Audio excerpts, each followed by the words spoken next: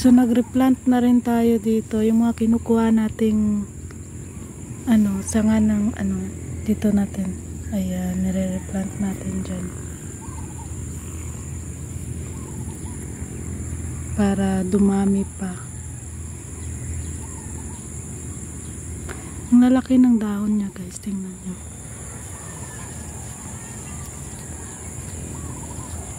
Dito. Ayan. Ayan.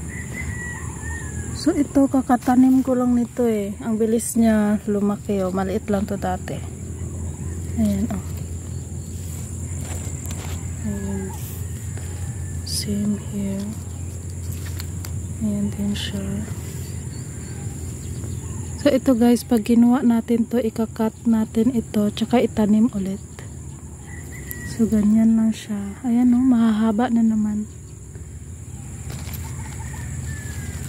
Ayan. See. Silipin natin guys yung mga bunga ng ating kalabasa. Ayan o. And then, dito sa baba yung maliit.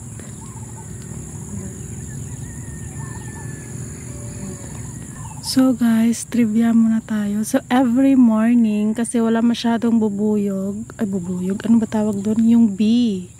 So na kailangan nating i-pollinate yung yung tawag dito. Diba ito kasi lalaki, kasi wala siyang bunga dito sa baba.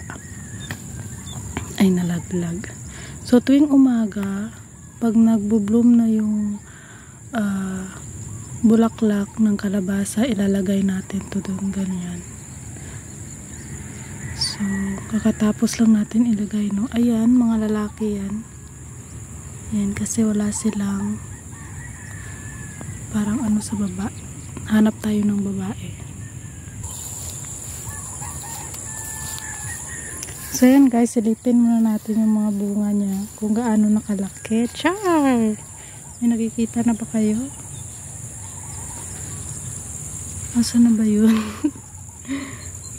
Hindi ko makita sa ayun. So ayan, dito ang laki na. Wow! Isa. So nasa kabila ulit. Tayo.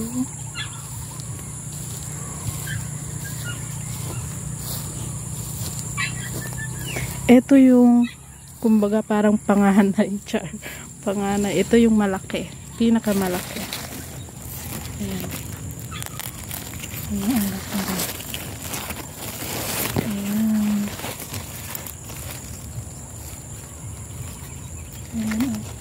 Ayan. Ayan siya guys. Ito meron dito sa taas. Ayan. Ayan siya. Ang laki na rin.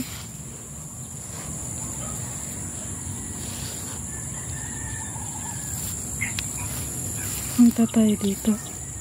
So ito guys, ito yung sinasabi kong babae. Ayan. So pag bumuka yung bulaklak niya, ilalagay natin yung lalaking bulaklak dyan para i-pollinate, ganon. Ayan.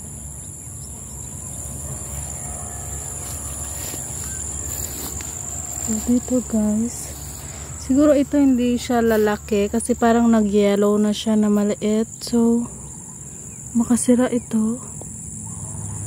For something, meron pa ulit ito, tingnan natin.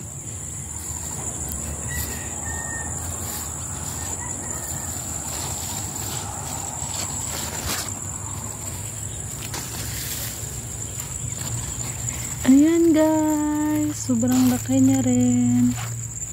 So ilan na? Apat na malalaki.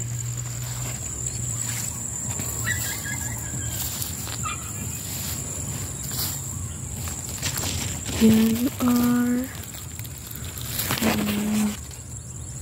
So, hindi ko matingnan doon sa loob kung may meron pa. Pero meron pa ulit dito sa kabilang side. Where na you? Where na you? Here na me, char. Ayan. Ito guys, ito. Ayun. So, you can see. Ayan siya. So, marami-rami na. Yung ibang maliit, hindi ko na lang pinakita, pero marami na. So, ayan guys.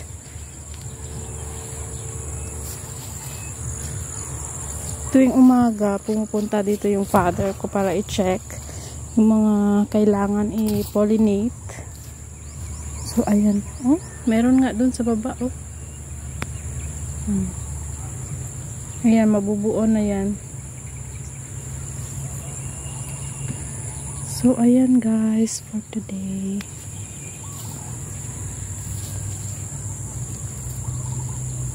Ang bilis tumaba ng alokbati. So, ayan.